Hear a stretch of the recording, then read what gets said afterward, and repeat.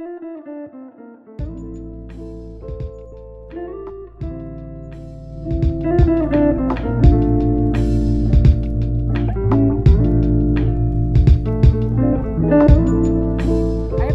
Kelly from Kelly's Bead Boutique. So today I'm going to show you how to take some simple links and sort of create your own chain with it. You know, I was trying to come up with a project and I could not find the chain that I wanted. So I thought, well, let's make our own using some links we already had in stock. So if you want to see what I'm making today, come and join me. So I ended up filming this whole project and the microphone wasn't working. So I'm going to do my best to do a voiceover. So today we're going to be using some 22 gauge wire.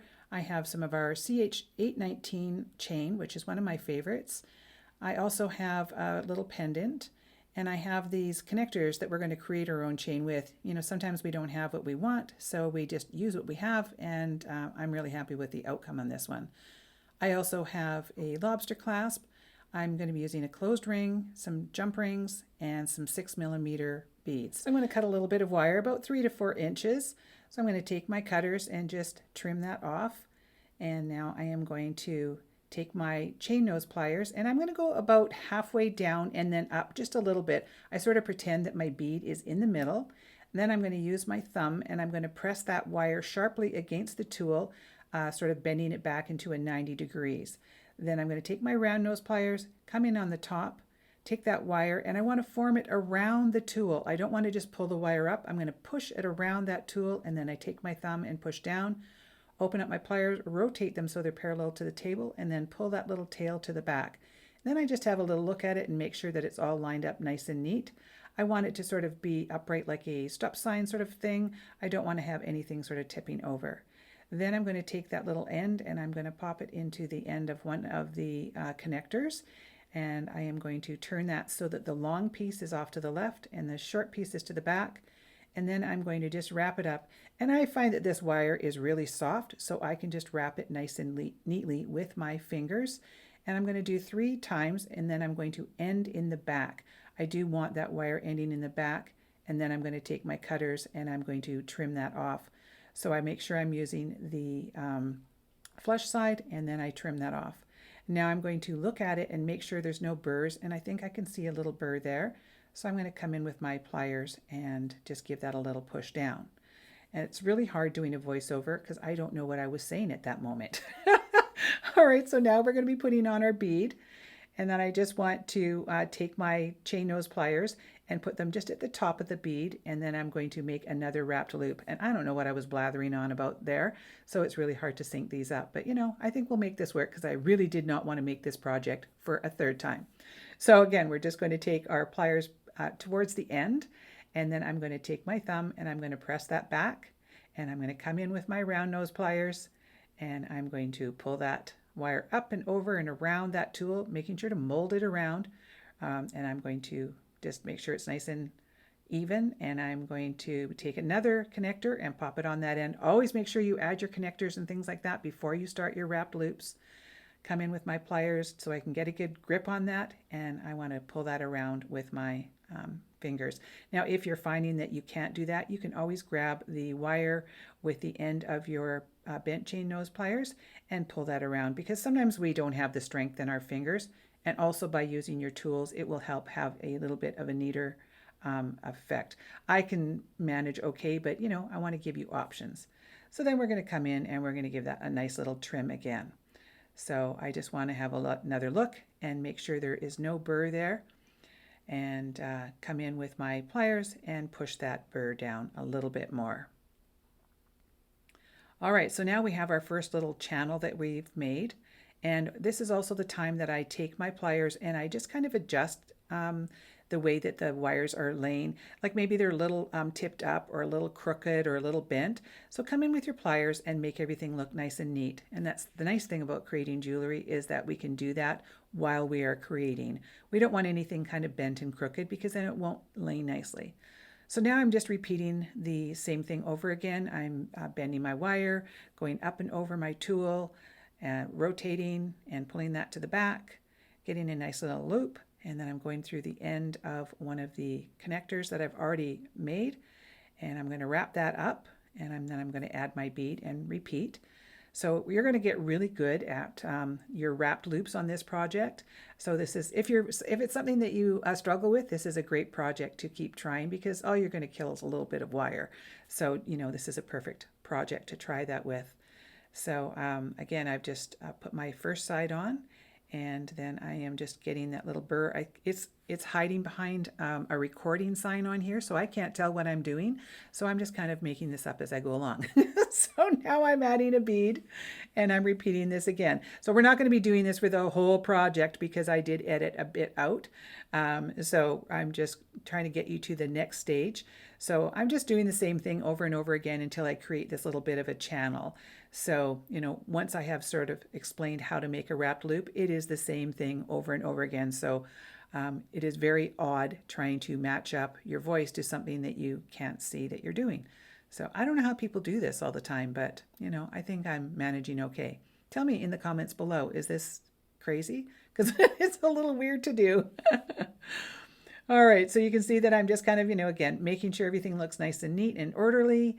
And I want to have it all just, kind of perfect with a small p, not a capital P. I don't ever think that anything has to be absolutely perfect, but I want to make it nice and neat. And so this is the good time to do that. So now you can see that I have got, I don't know, how many have I got there? Have I got 3 or have I got 4? I've got 3, but I think what I did was I sort of stopped it in the recording process because you didn't need to see me making that over and over again. So on one side, we are going to have 3 beads, and we are going to have 4 of the connectors, and then on the other side, we're going to have the same thing. So what I'm doing now is I'm just kind of laying them out. I'm showing you what it's going to look like. So you're going to, if you're going to make this, you're going to do what I've got laid out there. So you're going to have 3 little sections of beads with 4 connectors, and you're going to do that on each side, and then we're going to come back, and we're back. So you can see I've done just what I said I was going to do. I've got 4 connectors on each side with 3 beads in the middle. And then I've got 1 extra connector that I am going to put down at the bottom. So then what I'm going to do is I'm going to cut some wire, and I'm going to create 2 more links using exactly the same technique that I did before. So, and I'm going to put 2 beads right there, and it all makes sense in a minute. Because I'm going to be taking 2 of the links and putting them into 1 connector at the same time. Now I am going to find this very hard to see because, like I said, they have this, when I'm recording this, it's there's a block right over top of what I'm doing, so I can't really see what I'm doing. But I am creating another link here with a piece of wire, doing the same up, over, and down, and backwards, and all that sort of stuff. And then I'm putting it in the last link there that I've got. So I'm popping that in, and then I'm going to wrap that up. Just take my chain nose pliers, place them over top, and then I'm just doing some hand wrapping. And I know on one of them it went awry and I used my tool, but I guess it wasn't on that one. So, all right, and I'm just giving a little trim. And then I'm probably going to get rid of that little burr because, I'm a stickler for the burrs. I don't like anything sticking out because then, it can get stuck in your hair. So we're going to put another bead on, and then we're going to wrap it up. And you can see that all my loops are going in the same direction. So that's a really important thing, to make sure that they're all going in that same direction. And I'm going to create my loop here. And before I wrap it up, I'm going to take it and put it in the 1 extra link that I've got there. I believe that's what I'm doing. Yes, the 1 extra link. And then I'm going to wrap that up. And again, this will make sense in the next step that I do. But I'm going to wrap that up and just go around 3 times, and then give that a trim. And then I want to make sure that burr is tucked down again. Okay, so now it looks like we have an extra one on there. So now I'm going to take another piece of wire, and I'm going to do the same thing again, create another loop. Up, over, down, rotate, pull to the back. And now I'm going to go through the same, I'm actually going through the other side. I couldn't remember how I made this. So I'm going through the other side and creating another loop, or another link, I guess we will call that, and wrapping that up. And I really hope that this works after all this. Hope you guys can understand what I'm doing. All right, and then I'm going to just tuck that little burr in. There's a lot of tucking in of the burrs and a lot of wrapping of the loops in this project. Okay, so now I'm going to put my bead on, and I'm going to create yet another final wrapped loop on that one side. So up and over and down and tuck it in and, you know, all the steps. But before I wrap that up, I am going to take that one and I'm going to put it in the same loop.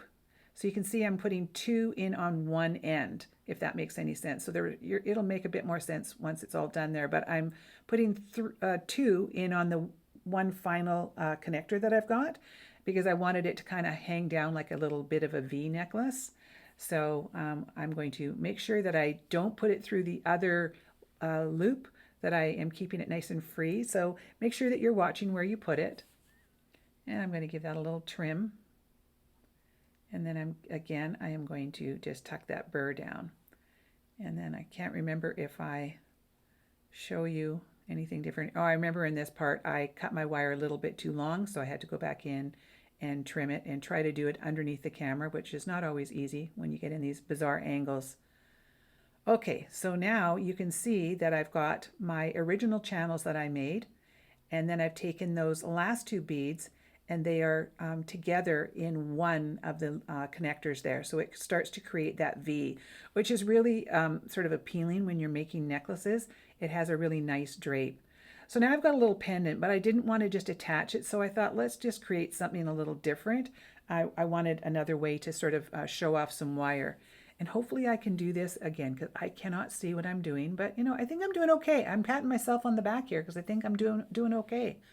I got a brand new mic and I guess I haven't figured out how it works. All right, so I cut myself about 6 inches of wire and I'm just going up to the end and I'm creating a loop. So I only have about maybe 2 inches of wire at the end and I'm creating a small loop. And I'm going to go through the last connector there with a small loop. And you can see I've got a long piece of wire coming out the other end. So I'm going to wrap that up. I just want to create 3 little wraps there. And I think that it was not coming out the way I wanted, so I went and grabbed my indispensable tool, my bent chain nose pliers, which are so great when you're having troubles with your wire. It's great to be able to grab those tools to be able to pull the wire back and create exactly what you want. And that's what I was struggling with because my wire got bent. So now I'm going to come in and I'm going to trim that off. And again, once again, I'm going to tuck that burr down because we can't have any burrs. And so on this one, I think what I was going to do was I was just going to add 3 rhyolite beads and then I mixed it up a little bit. I put a rhyolite and then I grabbed one of the mallow woods that I had sort of sitting off to the side. It's a little bit smaller, but I thought it looked fine. And then another rhyolite bead. And then I just brought that down to the end, and so you can see I've got a long piece of wire coming out of 3 beads. So what I do is I start to make another wrapped loop, but it's going to look a little awkward because I've got all that wire. So I come into the end, try to get it up a little bit closer for you. I must have been chatting about something there. I don't know what I was chatting about. So I'm going to come in just above that bead, and then I'm going to push back, and I'm going to start to make my wrapped loop. So up and over and down, rotate and pull that to the back. And then before we go any further, we're going to add our pendant. And I'm going to bring that to the back in that little loop. And then I'm going to turn that over and I'm going to wrap it around 3 times. Now I want to be mindful that I'm not bending that wire too much.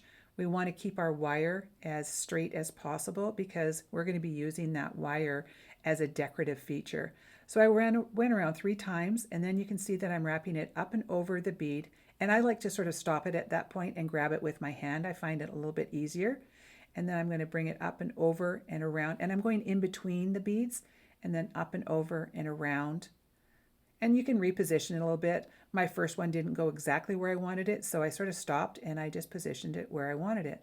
And then I'm going to wrap it around the end 3 times. I want to have a nice, neat ending there. So I'm pulling that wire around nice and neatly 3 times until I sort of get to the back side of it. I don't want it to end at the top because there is definitely a back and a front on this particular pendant. And now I'm just giving that a little trim. And once again, we're going to tuck a little burr in there, I'm sure. So I think I'm just doing that right there. And then I just want to make sure that it's sort of laying the way that I wanted it to, so I can kind of move things around at this point, just adjust things, you know, push it around with my fingers, making sure that it's all laying exactly the way that I want. And I'm pretty happy with the way that looks. I think it gives it a really nice decorative feature.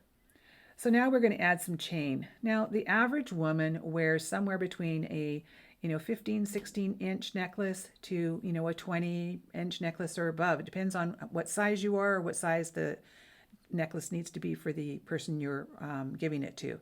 So the piece made there on one side runs about 5 inches. So if you add those two together, that's about 10 inches. So we need to make up the rest with our chain. So you can make that up with, I think I made mine about 17 inches. So you can add another, 4 inches on either side or 5 inches on either side, whatever it is. So I think I did, I don't know, about 3.5 inches of chain on either side. So I am not very technical when it comes to cutting my chain. What I do is I get pretty close and then I take a little tiny piece of wire that I have sitting off to the side. I kind of hand measure it, and then I was only off by 1 link, so I just trim that little link off.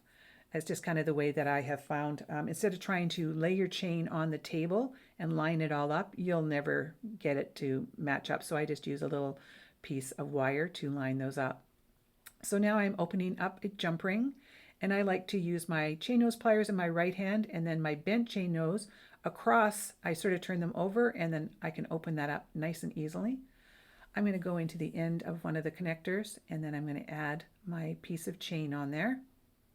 And then I'm going to do it up, and I sort of jiggle it until it's nice and tight. And then I'm going to add another jump ring. And now I want to be mindful of which side I am on.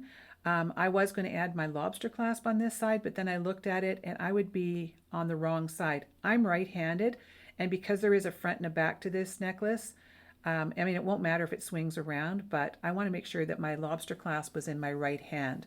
So on the one side, I'm going to put a closed ring, and then on the other side, I'm going to repeat the same steps.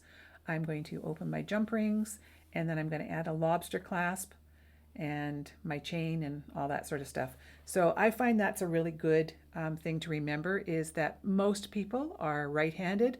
So generally you want to put your lobster clasp on the right-hand side. Now, of course, if you're left-handed or if you're making it for somebody, you could easily swap that out. It doesn't really matter. You just might have to think a little bit about how you put the pendant on. So just little things to think about when you are creating. So now you can see I'm just popping that lobster clasp on, and I want to make sure that's nice and tight. And there we go. All right, so those are the completed pieces. You can see the one on the right was the one that I created for my sample, and I used a mallow wood and an aquaterra jasper in there. And then the one on the left, I used the rhyolite. So you can see that it doesn't really matter what beads you use. I think anything's going to look pretty in there. It's a very forgiving design in that you can use a chain on the end. You can use beads by putting them on soft flex. You could use leather. You can do so many different things to create your very own thing. So I have no idea what I was telling you, but what I am going to say is, if you enjoyed this video, please make sure to give me a big thumbs up. Make sure to subscribe if you haven't. And I want to thank you for watching, and we will see you on the next one.